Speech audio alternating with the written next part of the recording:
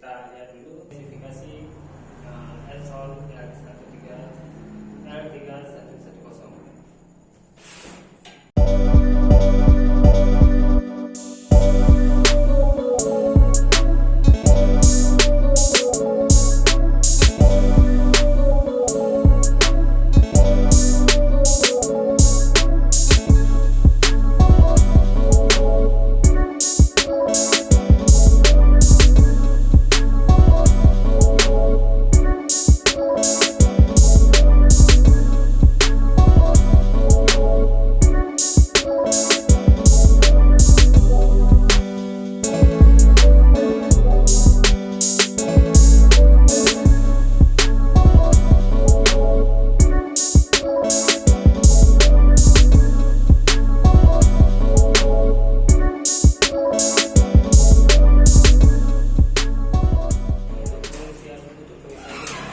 Sudah disediakan tangki untuk mengisi tinta warna